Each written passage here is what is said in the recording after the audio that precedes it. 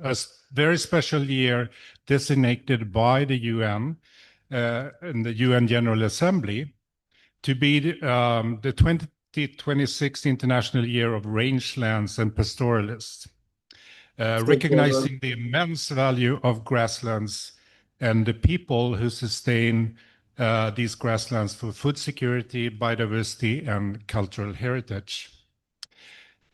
These semi-natural grasslands are among the most species-rich ecosystems on the planet, and the remarkable diversity depends on centuries of low-intensity management, such as grazing, mowing, and mobility. Practice is now under pressure from both intensification and abandonment. Today, we will take a global perspective on this. So we will hear from FAOs and the coordination of this international year, to also have regional experiences from Europe and Asia, and exploring how to connect science, policy, and traditional knowledge for truly regenerative management. I think this session is very timely, and we have 4 excellent speakers to present very interesting and different dimensions on this, each with a very brief focused talk, followed by 2 panel conversations, and we will leave ample time for your questions. So here are the list of the speakers. We will start with Gregorio Velasco from FAO Rome and the Secretariat of the International Year of Rangeland and Pastoralists. He will give an overview of the International Year and global initiatives. And also in the first section, Ursula Valko from the Center for Ecological Research in Hungary would talk about European grassland perspectives. So maybe if you want to come up on the stage, Gregorio and Ursi. So before we start, I just want to say that I approach this topic from a very academic perspective, but I also have some practical experience. So what you see on the picture here are actually my cows on an island in the Stockholm archipelago.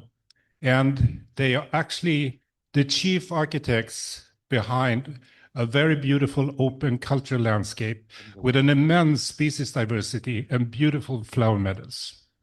So just to give a background, now I will ask Gregorio to start presenting the International Year. So please.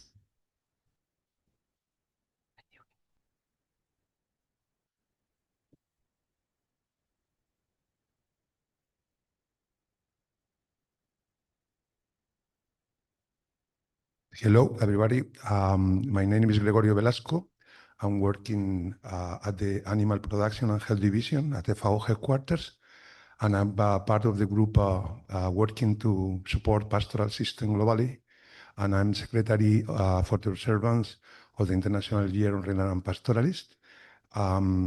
This is, as mentioned before, is an international year proclaimed in 2022 by the General Assembly of the United Nations in New York. And I have to say that this year, which is the International Year of Rangeland and Pastoralists, is something that is coming from a work done a long time ago for many different organizations, that we build up a beautiful and strong partnership. And it was thanks to the government of Mongolia, who took the idea forward and submit the proposal to all the governance bodies of FAO. Once the proposal was endorsed by the conference of FAO, it was submitted by the Director General to the UNGA in New York, and finally proclaimed the year as a International Year of Rangeland and Pastoralists. I would like to start the presentation by setting the basis and going for the very basic definition of the post-terminology included into the title of the International Year, because maybe you are not from this specific area of work, and I would like to really emphasize that those definitions We are trying to pave the way for the inclusion of the two definitions into FAO terminology, because still we have no those terminology included. So as you could see, rangelands are defined as lands dominated by grasses, grassland plants, for shrubs, and sometimes trees that are grazed or have the potential to be grazed by livestock and wildlife. A key point on this definition: they are grazed or have the potential to be grazed. So not all the rangeland globally are used for grazing and for domestic or semi-domestic animals. And then the second definition, which is quite important for all of us, is about pastoralists, who they are, what they do. Okay, pastoralists are the people whose livelihoods mainly rely on domesticated and semi-domesticated animals that graze or browse, predominantly on rangeland with varying degrees of mobility, which is the key point of the definition to me, the mobility. Livestock mobility is a key strategy for pastoralists to tackle with variability, climate variability, but also to manage different scarcity of resources. At this moment in time, it's also good to recall why all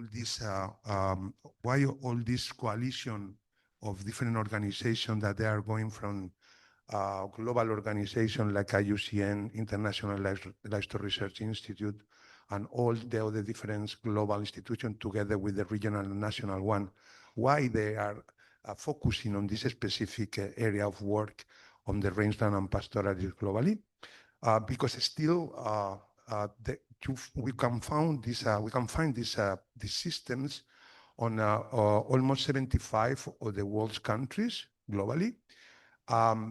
We need to determine which is the number of people living and relying on this specific livelihood. We say always beyond 200 million people, but we don't have exactly which is the estimation on these numbers. So we need to do it, and we need to take advantage of this international year to call for action on governments and different institutions to really determine how many people around the world they are relying on these mobile production systems and their livelihoods. Because rangeland cover about half of the Earth's surface, we come up with the same issue as the number of pastoralists depending on this livelihood. It's an estimation based on different exercise made by different institutions, but we are still working, and within this partnership that I mentioned before, we are doing a really big effort to determine for the different, applying different criteria, which is the extensive surface of the rangeland globally, something that is highly needed nowadays. And then, because of the most beautiful thing to me is about the benefits that the pastoral system provide to the society and to the global community, providing ecosystem services like carbon sequestration on the soil up to 30%. Also, fertilization is clear, the positive interaction in the mobile production system and cropping systems. Also preserving biodiversity, which is now key because of the biodiversity crisis that we are facing all around.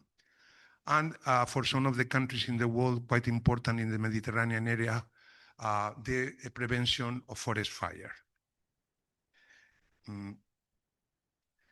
Oops, other way around. Why an international of rangeland pastoralists as well? In the other side of the coin, we see that there is a few attention to those systems globally and tree level. They are under pressure, systems that they are really under pressure because of the competition of use of resources, mainly in land. Land nowadays is under pressure because different uses like urbanization, like a different use of the rangeland, like mining, and the decreasing of the rangeland is clear all around. So pastoralists, they are less and less accessing to those resources, and they are critically treated in some seasons of the year because they cannot access to those resources by stopping and disrupting mobility, mainly when we talk about cross-boundary mobility of livestock that we can see in many parts of the world, mainly in East and Western Africa. The renewal of the generations we need to change the narrative behind the pastoral system. We need to bring the young people into the pastoral system.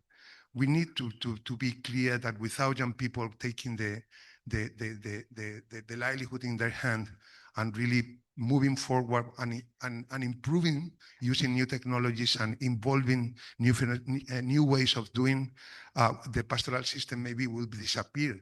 So we need really to renew the generation on this specific production system, and we need to use all means in our way, from increasing the availability of education and training, and changing the way that they could see those systems, like bringing it into the environment and the preservation of the nature. Those systems are working together with nature. They don't want to change those systems. They are completely adapting to conditions and not trying to change the conditions where they are acting. So maybe young generation in some of the countries, they are native to this problematic of the environment, the climate change, and the crisis of biodiversity. We have a pastoral system and pastoral security on land access and land tenure. Many of the times there are landless people. They use other people's lands, community lands, private lands, forest lands, but they are landless. They have no land. So depend on on their customary rights to access to those lands. And the support that we can give it to them is to clearly make a governance system flexible, to allow them to access to those resources in a specific moment in time. And then because it's not clear for the investor, which is the back of the investment they could do in rangeland and pastoralists, there is a lack of investment, but this lack of investment is only fueled by the lack of knowledge of those systems and the efficiency that they are. We settled the International Year on Rangeland Pastoralists with 4 clear objectives about raising awareness and visibility, what I'm doing here today in front of you, recognizing sustainable pastoralism as a livelihood working with nature, as I was explaining before, quite important point, as I mentioned, to bring young people and new generation into this production system, preserving traditional knowledge, which is coming from thousands of years ago and transmitting generation to generation. And I'm not talking about knowledge about how to manage herding or any other specific technical aspect of the production system, but it's including languages, the identity of the many villages and the many nations around the world, and the contribution they do to the rural economies. We have some studies in some African countries, and the contribution of pastoral system, it is up to 15% of the GDP of the countries. So it's something very significant to some countries, the contribution they do to the national economies. We would like to encourage stakeholder action. Please, all of you are called to do that, and to promote responsible investment in research and development of the rangeland and pastoral livelihoods. We have developed, together with the International Steering Committee, I will explain to you who are the members of the Steering Committee, some key messages. Pastoralists work with nature to produce food while preserving ecosystem. Rangeland cover around half of the world's surface.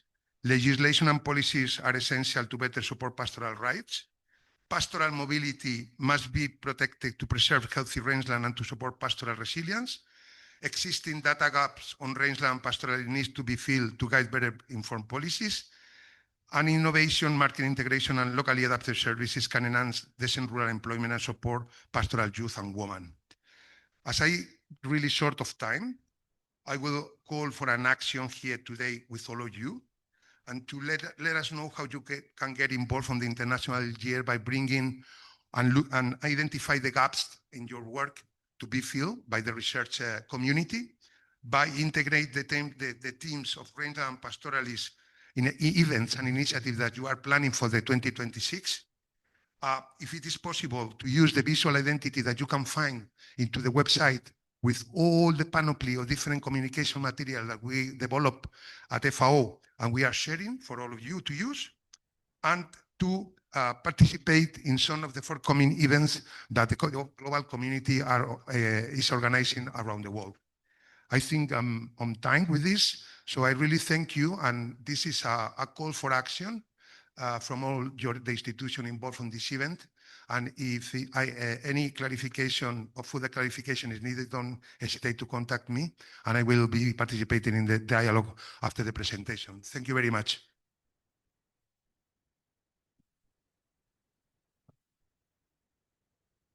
Thank you very much, Gregorio, for giving that overview of the International Year and the exciting times we have ahead of us during this year to kick off something that could be perhaps also long-term collaboration. And we'll come back to that during the panel discussion and when we open up for the audience. Now I want to invite Dr. Ursula Valko from the Center for Ecological Research in Hungary to give some European perspectives on grasslands and management. Please. Thank you very much, Thomas. And can I ask the technical colleagues to start the session? Second presentation, please. Yeah. So, dear audience, meanwhile the presentation is uploading, I would like to thank for the organizers that they thought that this topic, the grasslands and the people maintaining them, deserve to be presented in this respected conference. And I'm a grassland scientist working in European grasslands, my favorite habitat type. And in this short presentation, I would like to show you why these systems are so important and interesting globally. So when we hear the word grassland, sometimes we think something about something like this. So some green carpet, which is like a well-manicured lawn, which is similar to a soccer field. But grasslands are indeed very diverse ecosystems. So they are present in a large variety, even in Europe. They are full with plant and animal life. And when we think about biodiversity in ecosystems, our first thought is usually the tropical rainforest. Of course, these systems harbor the highest diversity records on large spatial scales. So, for example, in 1 hectare of tropical rainforest, we can find 900 plant species. So it's huge. But if we look at a very fine scale, look at the ground, then in European grasslands, we can find almost 100 plant species within only 1 square meter. So European semi-natural grasslands are really important testaments of biodiversity. And of course, as Gregorio already mentioned, grasslands provide essential ecosystem services for us, from fodder production to a huge carbon capture and storage potential. Of course, they are part of our cultural heritage related to the pastoralism, which my colleagues will talk about in later talks. And with the European Academy Science Advisory Council and with the leadership of Thomas, we have been working on 2 policy reports which are partly related to grasslands. In the Regenerative Agriculture report, we show that there are very important synergies between biodiversity conservation, carbon capture and storage, and the production of high-quality agricultural products in extensive grassland systems. So these are really important. And in the most recent report, which we prepared about changing wildfires, we also show the importance of extensive grasslands, because with this type of management, we can prevent we proactively can prevent the devastating large wildfires in Europe. So let's look at the state of European grasslands in a nutshell. We can see a big number, almost 40% of European agricultural land is grassland, which is very nice. And these grasslands are very diverse. So from zonal steppes, which grow on places where climatic conditions doesn't allow the forest growth, to special soil conditions with edaphic grasslands, we can find diverse types of grasslands. But maybe the most interesting and most unique grassland type, which is most relevant for us today, is the semi-natural grasslands. These are very important grasslands because they co-evolved with us, humans. So they were created and maintained by low-intensity human land use, and they are still maintained by this even today. And I have to mention the 5th type, the intensified grasslands. This is a production system, a highly intensive production system, which has lost its original character and species composition. And unfortunately, almost half of European grasslands are these intensified grasslands. And the recent European synthesis showed, unfortunately, that there have been critical declines in total grassland area compared to the original extent of this ecosystem. And you can also see critical shifts from semi-natural extensive grasslands towards intensive grasslands. And why are grasslands so threatened? Gregorio also mentioned that these ecosystems are very vulnerable because they are on open land, often on fertile soil. So it's very, very easy to convert grasslands to other land use systems. The two classical threats were, as Gregorio also mentioned, conversion to croplands and urban development. But it's important to mention that in Europe nowadays there are increasing other threats for grasslands, even very, very important green initiatives such as solar parks or tree planting are often put on very diverse and species-rich grasslands, which is a very bad thing for the biodiversity.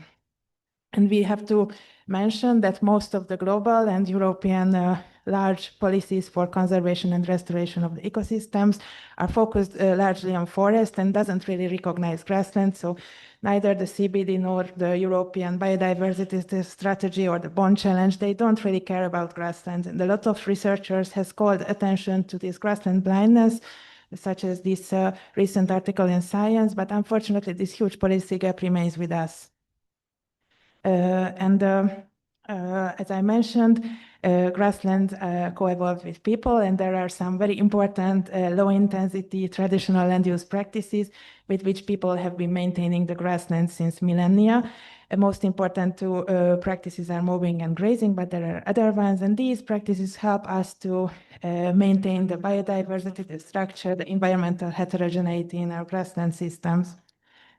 There was a European synthesis by Halliday and colleagues, and they found that European nature conservation is largely dependent on the people who maintain the grasslands.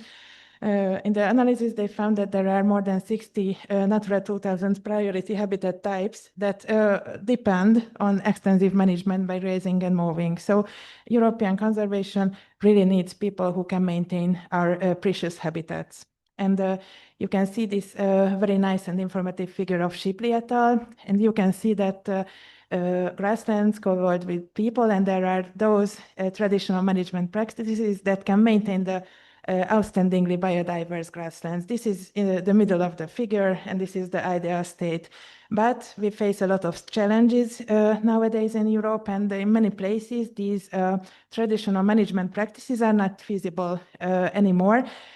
Because of different socio-economic drivers. On the left side of the figure, you can see one end of this gradient, the rural depopulation, the aging of the population, the abandonment of pastures and meadows. And on the right side of the figure, you can see the other extreme, the need for increasing agricultural profit and the intensification of grasslands. And you can see that both processes lead to the decrease of the biodiversity and ecosystem services.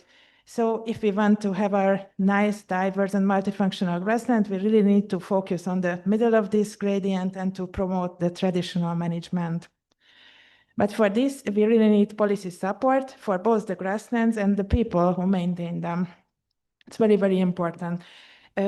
First, many other colleagues will talk about this, but it's very important to mention that we need to conserve the diversity of the traditional management practices. Some of them are vanishing in Europe. Some of them are known only by a few people. We need to conserve and understand these practices and support the livelihood of those people who still maintain these practices in the grasslands. The second important thing is that, of course, extensive grassland management leads to smaller agricultural profit than a very intensified management system. So this profit gap needs to be compensated by agri-environmental schemes to make this type of farming potentially profitable livelihood for those who do it. And of course, flexibility is crucial in all of these funding schemes. So it's not good if we have very strict prescriptions because it makes the life of the farmers and herders sometimes very difficult. So result-based schemes would be much better. This means that if the desired nature conservation outcome is maintained, then the farmers, the herders can choose those methods that they trust the most in the certain situation by an adaptive management. And of course, Europe is a very diverse continent, so no solution fits to all places in Europe. So it would be nice to understand more and incorporate more the regional characteristics in the policy options. And finally, we are facing a lot of new challenges also in Europe and elsewhere. So there are unprecedented heat waves, unprecedented drought. And to adapt to these new conditions, it would be very important that policies support the knowledge transfer between regions, between sectors, stakeholders, and of course, between knowledge systems. We will hear about this in later talks as well. And finally, just a broader conclusion to this topic. We would really need to make grasslands more central in global policies as well, because people want to protect those things that they know and they love, and a lot of people don't really recognize and don't really love grasslands. So for this, we really need to strengthen the position of grasslands and step up against grassland blindness. For example, even the smallest urban green spaces can show grassland habitats to city-dwelling people, or we can use some very nice iconic flagship species to show the importance of grasslands as habitats. And with high-value grassland-based products, we can find a way to the man's stomach and to the man's heart. Grasslands provide very healthy and very high-quality meat, cheese, and herbs. And it's very important to distinguish between grassland-based meat production and industrial meat production, because with grassland-based meat production, we can contribute to decrease our carbon footprint and to protect the biodiversity as well. So with this nice Hungarian grey cattle, I would like to thank you for the attention.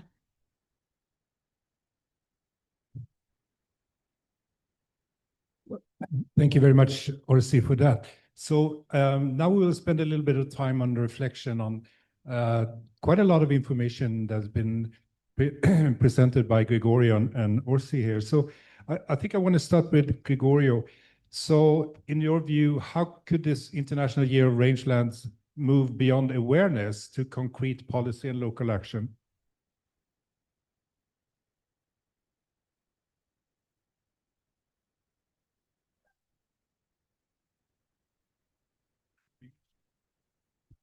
Hello. You were referring to the contribution of the International Year to policy development, isn't it? Yeah. Yes. I guess that normally the policy development is a mid-term, long-term process. The International Year about to happen, or already happening, because we launched it on the 2nd of December in FAO headquarters with the presence of the President of Mongolia and the Minister of Agriculture of Uruguay. It's already a flagship moment where to raise awareness all around on the need of policy development, friendly policy development for pastoralists and rangeland. But the real change on policies, I guess, and I'm convinced that it's a mid-term process. I was involved in some of the policy development in some of the countries, and I have to say that it is a long way to walk in many cases. Thanks God that this is an initiative, as I mentioned before. We are working together, many institutions from 2016, and we had time to really reach out some good output during this way that we got together. And we got a couple of resolutions at the UNEA, looking into the certification of the rangeland and the pastoralists, and another resolution looking into the gaps of the rangeland and how they are being neglected. And we have finally, last COP in Riyadh, we had another resolution looking into the rangeland and pastoralists. And I guess that those resolutions and the decision taken at the global agenda, mainly during the COPs or the General Assembly of the International Union for Conservation of Nature, are leading somehow the policy development of the countries. So this is the influence that we can do, and this is the way that we are moving forward together with other partners. By touching and having impact on this global agenda, countries have this kind of let's say of a recommendation where they should move their own policies, and we are seeing that there are many countries moving on that direction and having consideration on the preservation of the rangeland and the promotion and investment in pastoral system, always linked with the reason that both of us we exposed in our presentation. And I guess that this year will help to really speed up the process of the policy reform at the national but regional level as well. We have the common agricultural policy in Europe, which have a lot to say when regarding pastoral system and rangeland. So, and many other different regional economic commission around the world that they are moving forward, like ECOWAS or IGAD in East Africa. So I guess we can help, and the international year will be really a reason why countries should speed up this policy reform, friendly policy reform when looking to pastoralism and rangeland. Thank you very much. Thank you for that. And I also think that within this theme and within this coming year, it's really interesting to explore how research and the science community is now interacting with many different other knowledge systems and knowledge holders. And I think this is a very exciting area. And my question to you now, we will come back to this a bit deeper, but my question to you, how may you be able to stimulate further more collaborations between researchers and local knowledge holders? I guess this is a whole field of research. There is a lot, something already done, but there is a lot of bringing this knowledge, traditional knowledge into science development and research. We found that there is a knowledge, a traditional knowledge, as I mentioned before, that is not only about the practices happening into the rangeland and the grassland and how to preserve it, and how even indicators of degradation of the rangeland, they are owned by the own communities long ago, but also to bring those indicators and this knowledge into this framework and criteria that we use. Because now we have, let me give you an example, land degradation neutrality. I don't know if you are aware of it, but it's on the United Nations Convention for Fight Desertification that the countries committed to have a land degradation neutrality target. This land degradation neutrality target, without taking into account the traditional knowledge of the pastoralists and the rangeland, I think it will not be happening, because this is key. The criteria they have and the indicator they use to move here or there, and to see if they can put some pressure in some areas, and how they move out from the area that they know that they are on the risk on degradation. So it just is only one example, but I mentioned before, it's only about preservation of languages, of our languages, which is traditional knowledge, and it's a richness that all of us. So essential to bring traditional knowledge into the evidence on the science, and I guess that it should be a movement from both, from the researcher society, but also from the pastoralists and from other institutions to build the bridges between the both, let's say, group of people, of the researchers and the pastoralists and the institution that we work in support them. Thank you. Thank you very much. So I think I will continue, Orsi. So from your perspective, what are lessons from European initiatives and policy frameworks that perhaps could inform grassland management elsewhere in the world? Could you think of examples? Thank you very much. It's a very good question, because nowadays, fortunately, a lot of good policy developments are going on in Europe. So we are very happy that the nature restoration regulation has been accepted, and this means that a lot of habitats will receive larger protection and restoration possibilities. But I would like to say that even in this regulation, grasslands did not receive a separate article, so we have to we can improve even more the protection of grasslands in the future. And regarding what Europe, what can be adapted from Europe in other places, I think that European policy has realized the importance of extensive grassland management in multiple sectors, because it's realized, but even it needs to be developed, but it realized that grasslands are multifunctional spaces. So if we protect the grasslands, we don't only protect one habitat type, but we also protect the ecosystem services. We can maintain the production in a certain site for years, decades, centuries. We can protect the rural livelihoods, we can protect the traditional knowledge, we can fight against fire, we can capture the carbon, we can protect the pollinators. So there are a lot of synergies, and I think that this is a very important message that could be adapted in a lot of different places around the world. Thank you. I got someone who wanted a bit more of a clarification, so people might not be fully aware of the concept of regenerative management. So could you just give examples of important criteria for regenerative management of grasslands?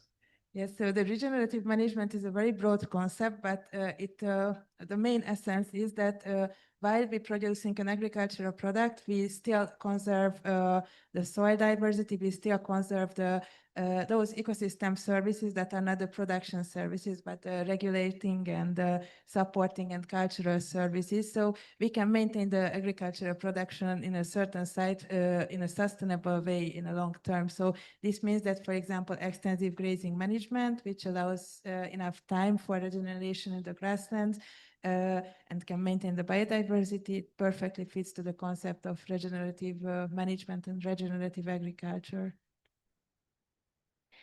Okay, thank you very much. I think now we will move to the second part, which will address much more, I think, this very interesting question on how science relate to different knowledge systems. So I will call up on the stage Dr. Gantuja Batdelger from the Mongolian Academy of Science and Dr. Zsolt Molnar from the Hungarian Academy of Science. Please come up. And Gantuja, you will start with giving us an overview of rangelands and pastoralisms in Asia.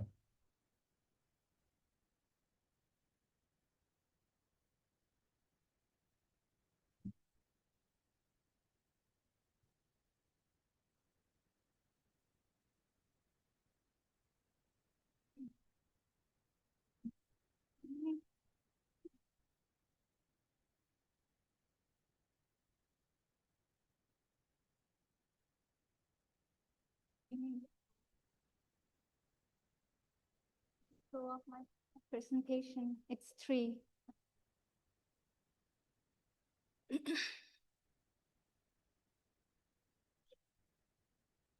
So, hello everyone. I'm so happy to be here with you, and then thank you for the organizers and inviting me and giving this opportunity to speak about the rangelands in Asia. So,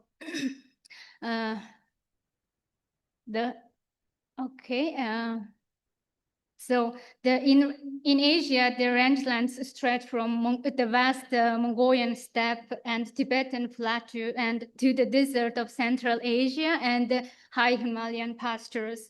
So these the landscapes are not empty and unused places, and they are the vibrant ecosystem which provide support the biodiversity, store the carbon, and regulate the water cycles, and sustain millions of people's livelihood that are tied to the livestock. And economically and also the culturally, these landscapes support foundational pastoral life. Okay. So this one. And what makes the Asia's rangeland remarkable is their diversity, of course, and each landscape, whether in alpine or desert or in the temperate grassland, has shaped unique ways of living. And pastoralists there are also diverse and have adapted the mobility patterns and grazing strategies and livestock breeds, for example, yaks and camels, sheep and goat and horses, and to feed these environments. And their knowledge reflects generations of learning how to live with this climate variability and different extreme conditions and ecological limits. And this diversity reminds us that rangeland systems are deeply interconnected network of people and animals and the landscapes. So on this landscape, the pastoralists are the key users, not only the key users of rangelands, they are their primary stewards, and their mobility and their seasonal grazing and their long-standing ecological knowledge all contribute to maintain the healthy grassland and pastures. So they know how to read the weather patterns, and they how to balance the grazing pressures and how to adapt the highly variable conditions. And these skills pass down through generation to generation. So at the same time, the many pastoral communities and rangelands in Asia are experiencing the pressures unlike anything in the past. So climate change brings more drought and harsher winter. For example, in Mongolia, the frequently happening the zud, and this is the snowy and harsh winter.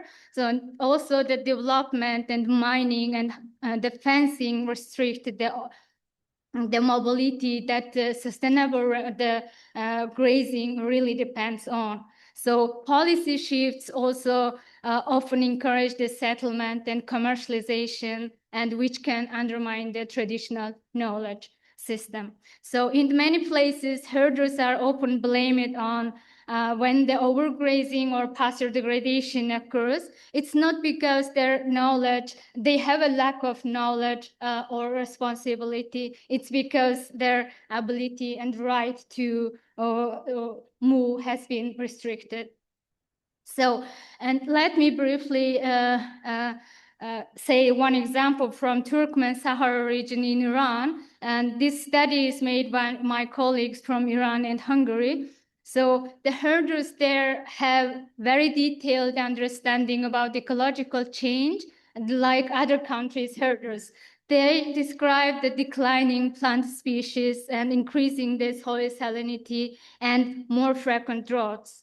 So what this figure shows you that many different drivers, climate pressures and farmland expansion and dam construction, industrial development, or even the shifts in social events interact with one another. And these cascading interactions make it extremely difficult to reverse the pasture degradations. So many herders in Iran describe their feeling they have no way out. It's not because they lack of traditional knowledge or willingness, but again, it's because the system is simply too complex for simple solutions. So the next example comes from Mongolia. And we Mongolians are fortunate to have a remarkable and invaluable historical record of our traditional herding knowledge compiled more than 80 years ago. It's compiled by Sambu Jamsran. He is the great man. He was actually the agricultural prime minister in Mongolia during 1944. So why it is remarkable and invaluable? At that time, the Sambu invited the country's most skilled herders to the focused meeting in Ulaanbaatar with one goal: to document the traditional herding and the practices across Mongolia. And this was the result was the extraordinary book capturing the over 1,000 herding practices for pasture management, livestock care, and movement, the seasonal movement and risk management, essentially the written blueprint of Mongolian traditional pastoral system. So, and the, okay, what happened?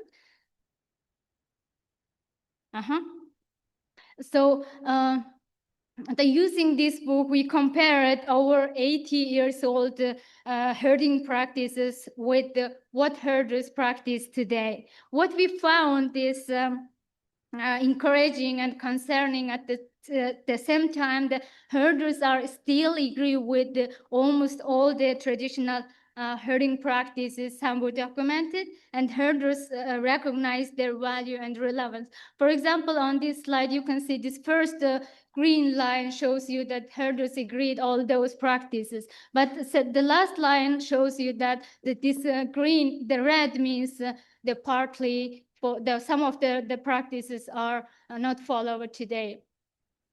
So, and however, due to the rapid social ecological change, only half of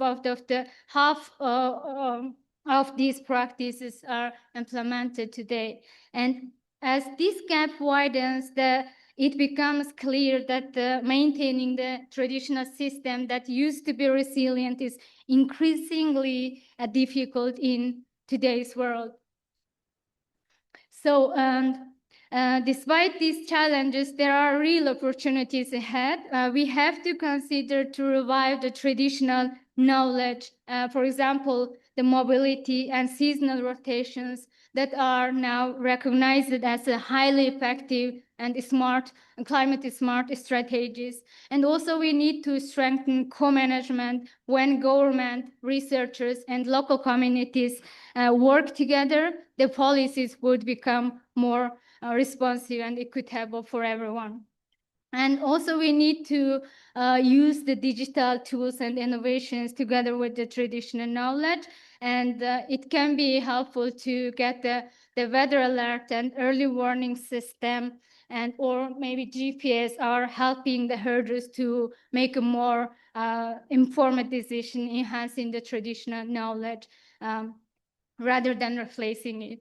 So lastly, we have to build the sustainable value chain for better processing the raw materials of livestock and quality standard, and market access can increase the incomes while supporting the traditional herding ways. And together, these developments show that that pastoralism can evolve and remain strong, the balance in the tradition with innovation.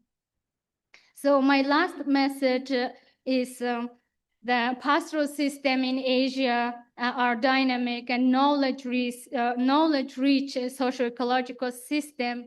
They are not remnant of the past, and traditional knowledge system remain essential, but it must be supported by the policies that can protect the mobility and seasonal rotation, and by the modern tools that help the herders respond to rapid social ecological change. And community-based governance is equally important, but because the health of the rangeland is inseparable from the well-being of people who steward the landscape.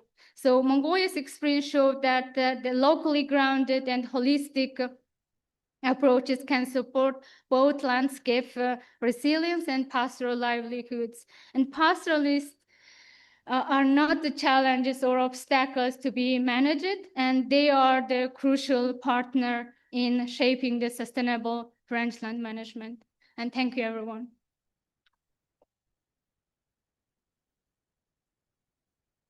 Thank you, Gantuja.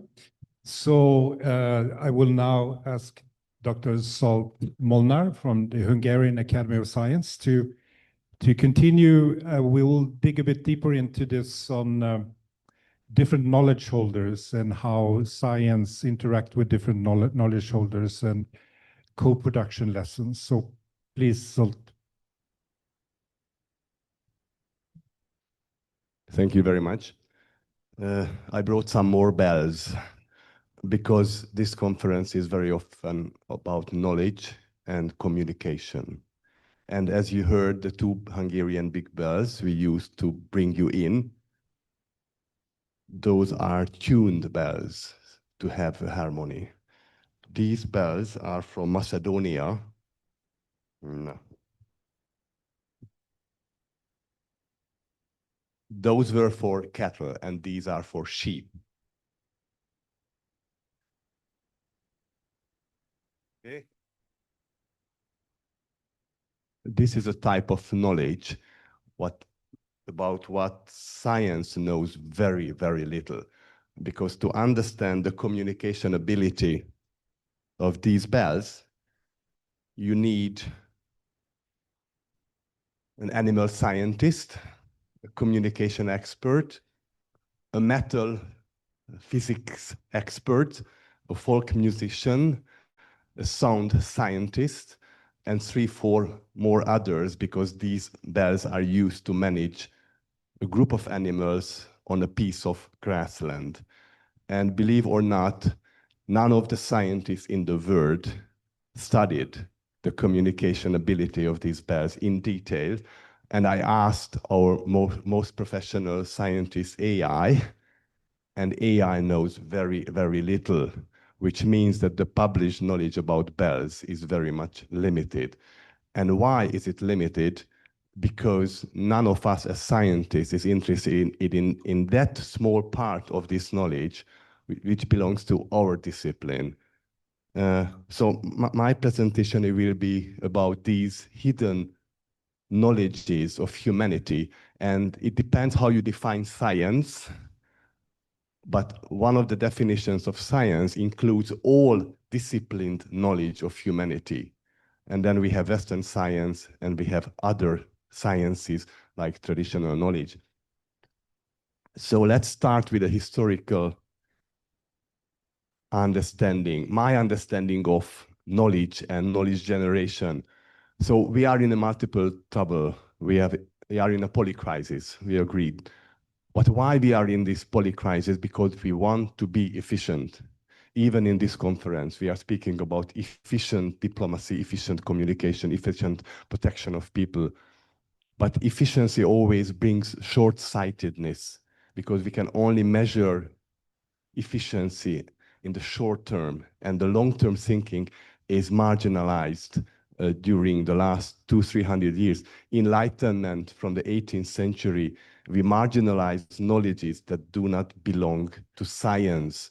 We call our institutions university, referring to universal knowledge, but there are other knowledges outside universities and science that we should focus on. For example, the knowledge of these people, the pastoralists, they have millennia-old knowledge, and this knowledge, as you heard already from Gregorio and Gantuia, this knowledge is not static, it's dynamic. And I will show you some examples.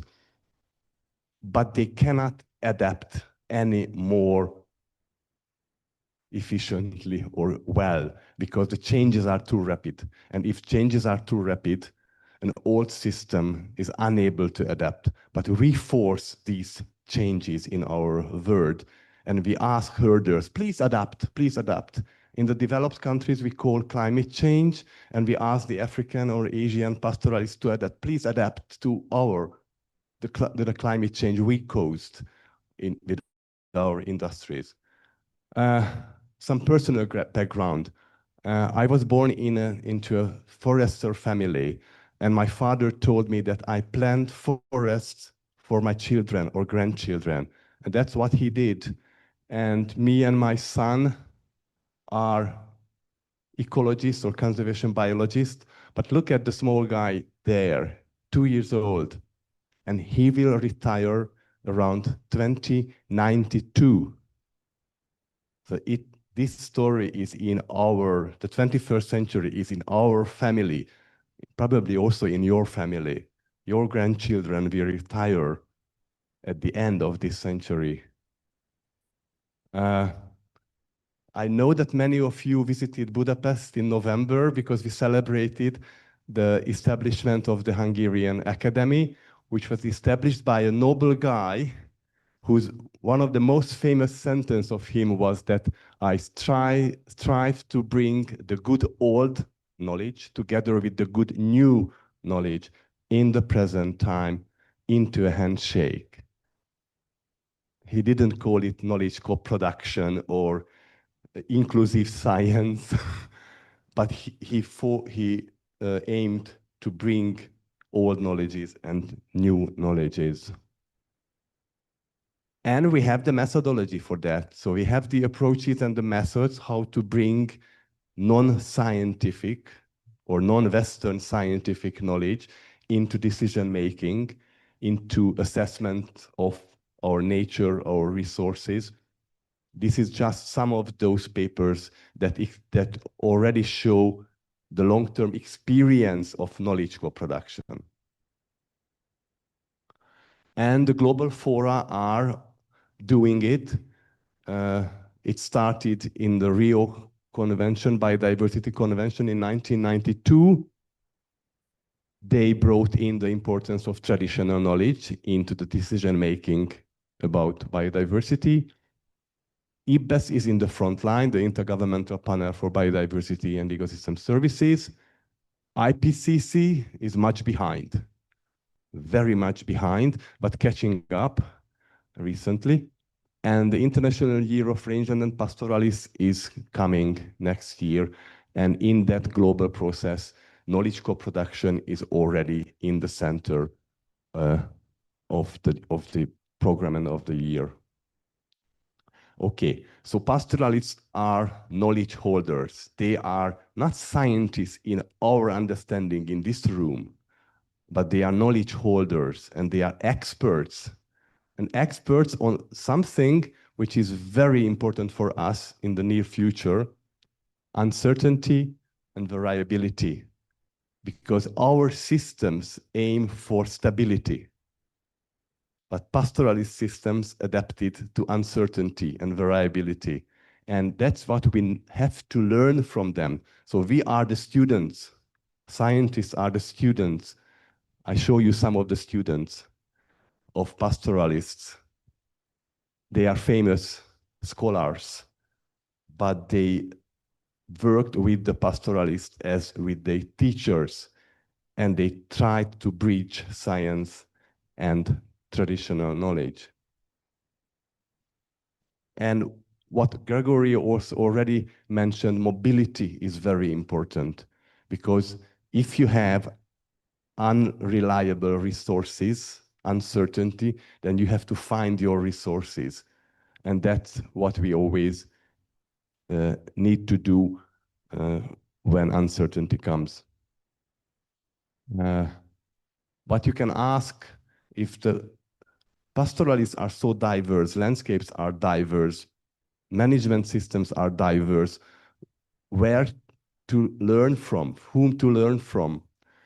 And I can tell you that all pastoralists focus on one single moment in their life, when the grass goes into the mouth of the animal. That's the essence of their knowledge.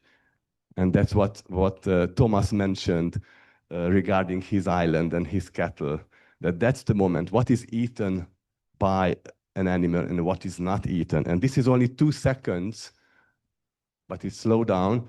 And look at that plant. Huh? No? Okay. The arrow shows a plant which is a nitrogen-rich legume. And we know that animals like those plants, but this cattle will not eat it. Look at it again. Watch it again. So that's a legume, and science doesn't know why the cattle has not eaten that plant. We don't know. It was by smell, by look at it, by touching it, by recognizing the morphology. Look at the moment. This is the moment. Okay? So there was some information between the cattle and the plant that resulted in not eating. And I have thousands of data, and I know that this plant is never eaten by the cattle. Okay, so if the moment everywhere is the same, then we can expect that there will be universal principles of how pastoralists, grasses, and animals relate to each other. And actually, we found 10 globally universal principles, how this communication between plant, livestock, and herder goes. I will not go into the detail because these are scientific details, but what is important for the policy aspect, that if the principles of their life is universal, then you can develop policies that are universally relevant and locally good. And that's what FAO and the others participating in this international year can build on, that the principles are the same. No? Because we will miss the last presentation from Joseph, I brought in one more slide on the justice issue, because we are speaking about the rights of scientists. We are speaking about injustice inflicted on scientists, but this is a paper on Europe's traditional knowledge holders who also experience social injustices, and there are many, and the ones highlighted in red are partly caused by scientists, by academics. how we work together with these people, how we don't work together, we misinterpret these people. So many of these injustices are caused by science, by scientists. And we are usually not aware of this because we are used to this colonial behavior of science and Europe, and we don't even recognize if our behavior is colonial.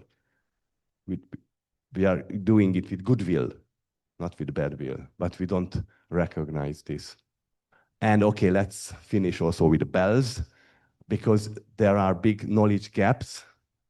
And this guy on the left, he can tune the bells, and he's one of the last one in Europe. Probably not more than 5 people can tune bells in Europe. This is a centuries-old knowledge, already practiced hundreds of years ago, and we are losing this knowledge just in these years, in these decades. If this guy dies, then Central European knowledge of bell tuning is gone. And the other example on the right is a woman knowledge. It's a knowledge of women in Sweden, how they call in the cows from the pasture with a singing, with a very special singing. Again, very few knowledge is available. Is it just simple singing? No, it's an adapted singing to another female who is a non-human person, who is a cow. But a woman is talking to a woman in a way we don't know. Very little is known about this. Thank you very much. And these are my key take-home messages. Pastoralist knowledge counts. Knowledge co-production is doable, and they are experts. They can be our teachers in this unstable future. Thank you very much.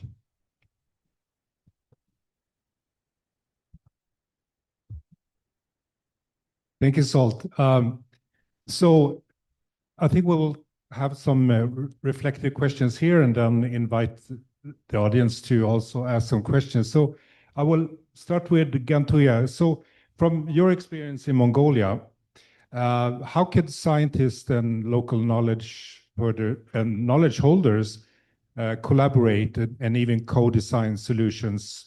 And how would you view the future of these types of collaborations? Okay. In some region, the collaboration is, I think, already started. In Mongolia, we have this pasture users group, and then which is the herders themselves organize in a group and to solve the pasture use, and also the resting some pastures and herding the livestock together for this. I think there are some the rangeland scientists initiate this idea, and then the many herders already grouped in a group, and they are. I think it can be one of the very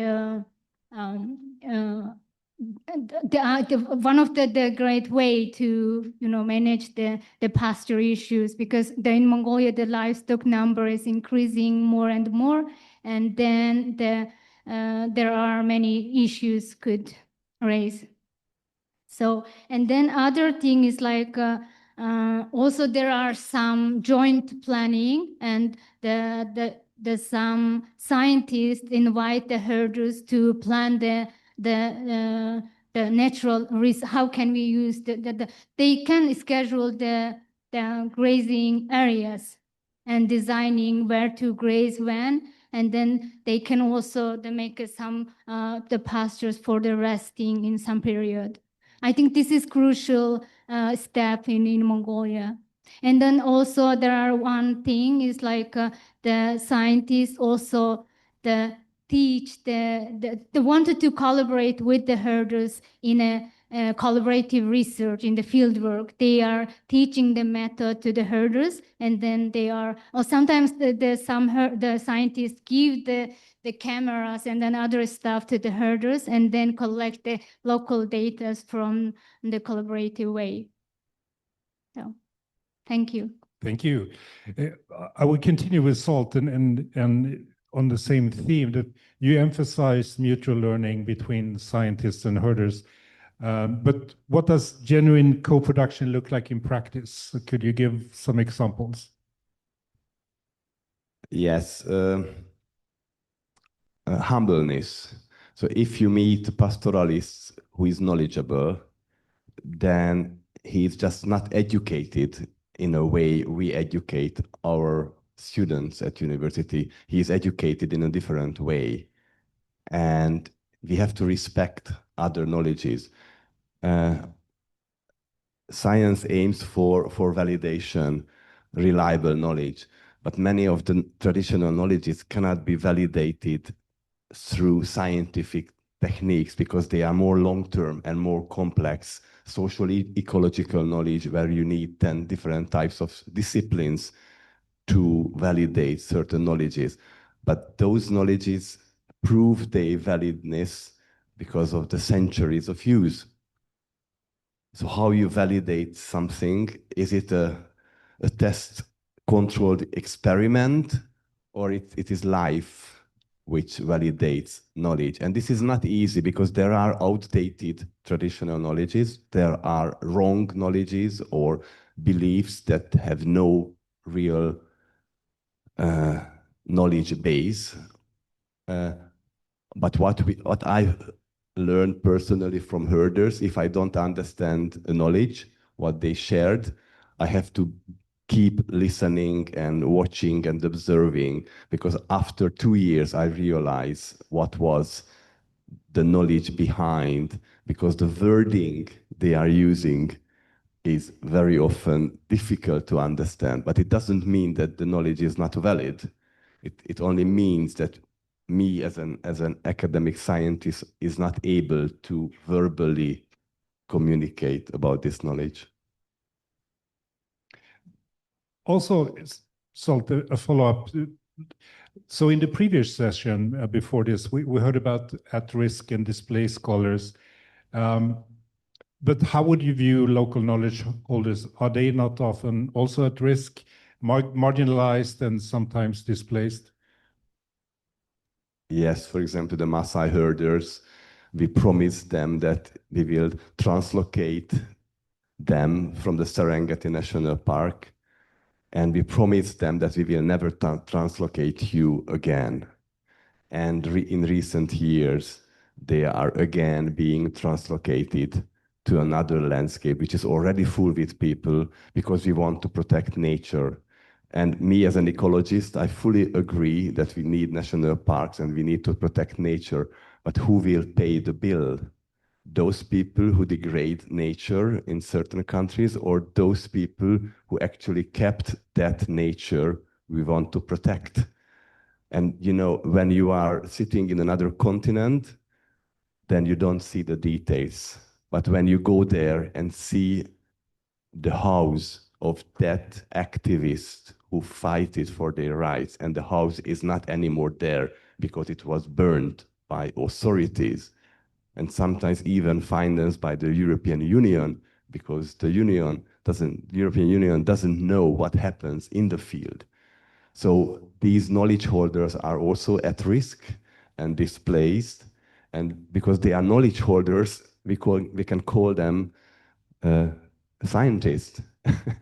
They are also scientists, but we don't include them into our actions. I know some Hungarian herders who had to give up herding, not because they are not knowledgeable, but because of other legal issues. So this is also a kind of injustice inflicted on these peoples. Thank you for that. So I will leave the word open to anyone else in the panel that want to comment or reflect right now. If not, I will open up for the audience.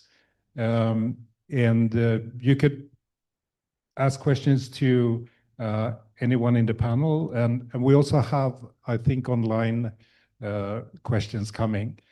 There's one down there. And also on the screen, you see what I try to do to extract some of the key messages coming out of this session. And hopefully this could be something that be carried on to this international year next year. But we'll start with a question down there.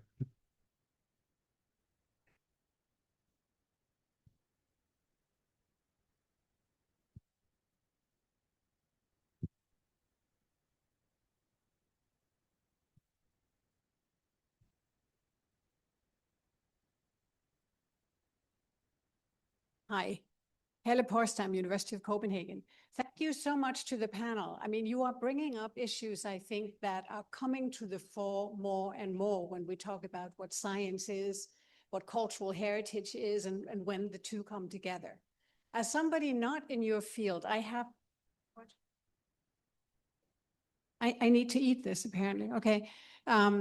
As somebody not from, thanks again for bringing up these issues. I think they are up and coming questions that all of us have to relate to. As somebody not from your field, I just have a probably very stupid question. You know, we are told increasingly that being vegetarians is much more healthy than eating any kind of animal products.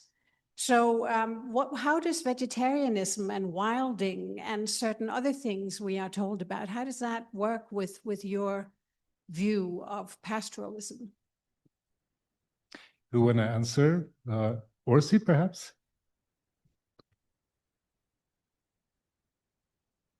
Thank you. It's a very important question to distinguish between different meat sources. So the industrial meat production by very intensive agriculture is the most important source of greenhouse gas emission worldwide. So that is why in everyday speaking, we often associate meat production and red meat production with something which is very, very bad for the global changes. But this should be differentiated from what we were speaking, the extensive rangeland management and pastoralism, because with this type of activity, we can actually capture and store the carbon and not in a greater extent than the emission. Because the animals can maintain the grassland systems and the grasslands can store a lot of carbon. So there are some recent estimates that estimate that almost 1/3 of the total global carbon is stored underground in grassland systems, in the root systems of the grasses. So we can store and protect the carbon for a long time. So I would if we want to decrease our carbon footprint, I would suggest to decrease the consumption of this industrial meat. And if we can, if we have local high quality meat from pastoral communities and extensive rangelands, we should eat it. Thanks. Salt, do you want to comment? Yes, I think it's not a stupid question. It's a very logical question, but it's not the truth. So there are some studies which diet is the most healthy for the planet. And it's not the vegan, it's not the vegetarian, it is the one that has much less meat as we eat today. But if we use that biomass, that what we cannot eat, and we turn it to meat, that's the most healthy for the planet. For example, the grasslands, the rest of many agricultural products that we cannot use in any other ways, if you turn those into meat, then that's the most healthy for the planet, which means about 80 or 90% less meat than we eat today. So this is for them. And also, I think it's culturally very important. It would be fully colonial to ask the Mongolians to be vegetarian. It's a cultural issue as well, not only human health and planet health issue. But we have to eat much, much less meat as we eat today. And we have to distinguish extensive meat production from the industrial production. What we usually say that there are two types of animals on Earth. One is eating biomass, which is not edible for humans. These are the grazers. And there are animals that are fed by biomass that is edible for humans, like corn, maize, and soy, like the chicken, the pigs, and many of the cattle. Let's distinguish these two types of animals. Thank you. More hands. So yeah, there are many, many hands. So there's one down there, and I have one here and one there. Thank you very much. Mongolian Academy of Sciences. Okay, this session is a very important topic for Mongolian people.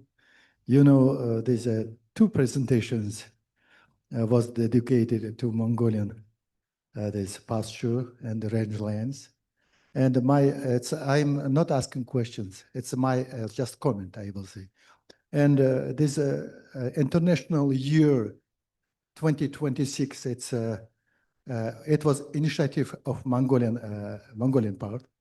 And next year, in 2026, COP17 will be organized in Mongolia.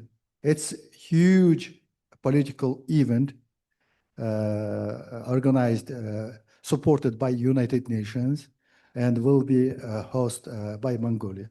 And I would like to suggest this just the key messages. If it's a little increased and formulated more nicely, and will be sent as a recommendation to COP17 to the next year, because the problem we are discussing here, pastoralism and grassland, science and policy for regenerative rangeland management, it's an important issue for the next year, this COP17. And it would be nice to send a recommendation to this COP17 participants, because you know that there's our idea of this triennial this conference is bridging science, policy, and society. How to reach this? It's one of the methods. It's next year, this COP17, our recommendation to the COP17. And I would like to do this because Mr. Grigori is from this Food Agriculture Organization of United Nations, and perhaps will be part of this next COP17 conference. And it would be nice to send this message to COP17. Thank you very much. Thank you very much for that. Thank you for that comment. And we'll maybe come back to COP17. So I have two more hands down there and then one there. So yeah, next to, yeah. Okay, let me add some history over this topic, because nobody mentioned about the history about this topic, this issue. You may remember the Garrett Hardin in 1968, he produced the article in the magazine Science, The Tragedy of the Commons. And so basically, tragedy of the commons involves the same problem here. He emphasized consensus is only the key to solving this kind of a collective problem. But later, you may remember Alina Ostrom. She was a political scientist. She got Nobel Prize in economics about governing the commons. And so she argued for governing the commons. They could be realized by the three main key points. One is that mutual trust. Second is that mutual reciprocity. Third one is mutual reputation. But since then, even with that Nobel Prize, as a political scientist in economics, but anyway, those three main concepts are outcomes, not building structure of governing the commons. You see? And so they are just outcomes, and so we cannot utilize that without knowing the technology of a procedure for governing the commons, like pastoralism, like a climate change. this topic is another area of climate change, exactly, in terms of the collective problem solving. So what I am saying is that we need to develop such kind of a collective technology of solving collective problem based on procedure, how to do them. You see? And so otherwise we cannot make community. We cannot make teamwork. And then we cannot solve this kind of problem. So probably next year, we might better focus on such kind of a building new model for solving collective behavioral problem. Otherwise, we never develop, we never advance. That's why we have more wars, more conflicts, you know, more deprivation, all kinds of the problems, collective problems are happening. Mhm. That is just my comment. Thank you. Thank you for that comment. I'm sure that the issue of collective action will be very prominent during next year. I have so many hands here. You too. So maybe we'll start with, I think you were raising quite early. So if we could get the microphone in the front here. And then we have one there and one there. Yeah. Oh, okay. Sorry. Thank you. Professor Sagie, Academy of Medical Sciences, Nigeria. I've listened very carefully to what we've been saying, and pastoralism and grasslands. A very large areas of the world are affected by conflict. For instance, if you look at the Sahel region of West Africa, there have been wars and civil unrest going on there for years. Look at the Congo, this civil unrest and military action for years. Grasslands are very attractive to military commanders because their vehicles can move fast. But they're moving fast, they are destroying this same thing we are trying to preserve. I made a comment when I spoke to one of the Mongolian attendees at this conference yesterday. And I said to her that my own knowledge of Mongolia was that it was near China and Russia. And I recall films of the charge of the Mongolian herds across Europe, across Asia and Europe. Now, that's just a little bit of knowledge available. Do we have any knowledge we can share on how we can preserve or regenerate these pastoral and grasslands after conflict? Thank you. Mm-hmm. Thank you. We'll come back to that. I think I would invite a couple of more people. So please, here in the front, you've been very patient. Thank you. Thank you very much. This has been a very fascinating session.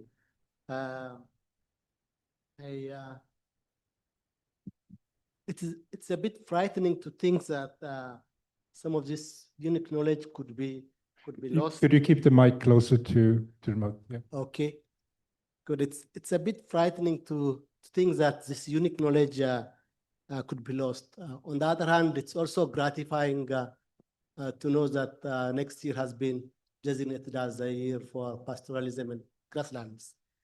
My question is, with this designation, is there any global action designated also for biodiversity conservation and conservation of the traditional knowledge by these UN bodies? And my other question is there any effort to document, to produce compendiums or encyclopedias to document the traditional knowledge that is found all over the world on pastoralism and grasslands, somehow to preserve to posterity. Thank you very much. Thank you. Maybe we'll park that for Gregorio to answer, but I will invite one more question first.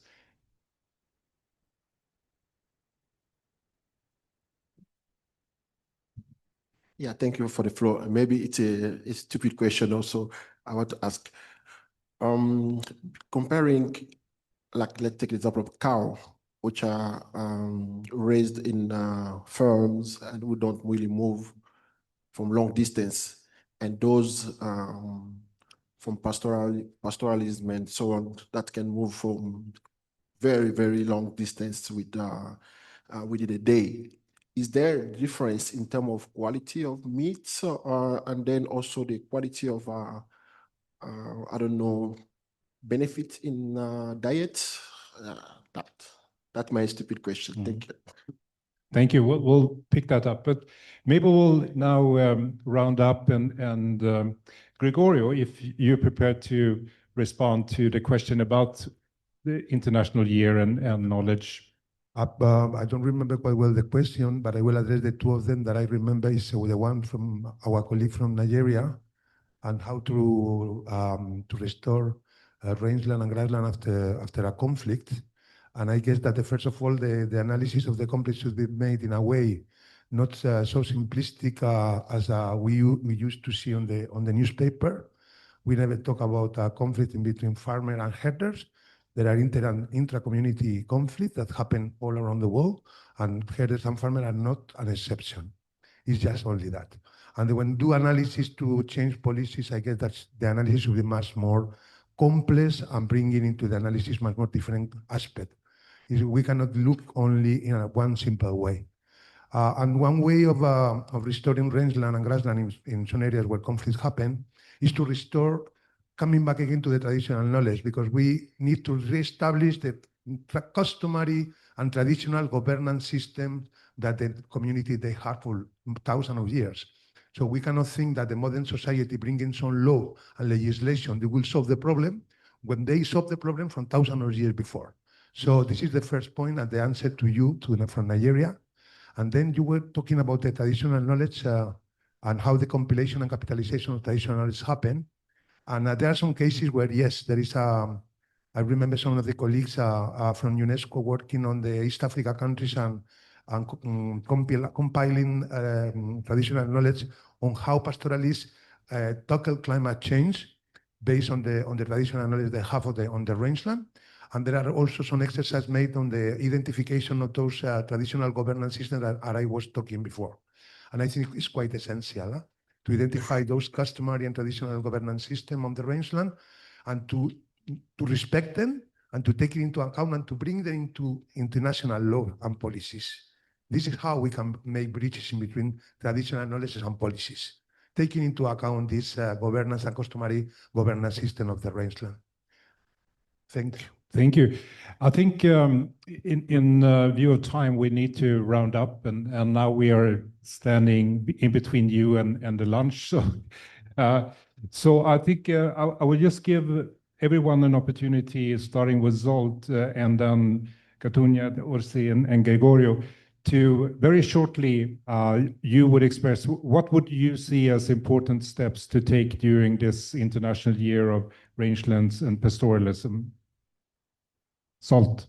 Yeah, for me is to bring herders into the global discussion fora personally, because I'm not a herder. And as soon as they are sitting around the tables and speaking on the stage, then we have to listen, and we will listen, and we will understand them. So bring as many other knowledge holders, not only scientists, to these meetings. This is my big aim. And Katunya, you... Actually, I have the same, the idea to bring the more herders to the stage, and then we have to be respectful with the herder and then listen their voices. That can be very important. Yeah. Orsi? Thank you. For me, maybe to spread the word about grasslands to a global large community and to to make the people understand the importance of these systems and also the people who live in grasslands and maintain them.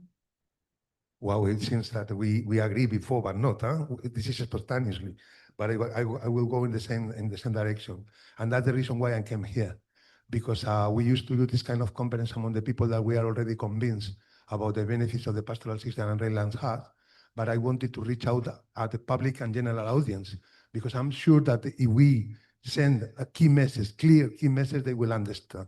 They will understand and they will be with us trying to preserve this amazing and unique livelihood around the world. So reaching people out, general audience, general public, that's what I'm here. And I really thank you if you spread the voice out there for the others to be interested and involved in the international year. Thank you, all of the speakers. I think we give them a hand.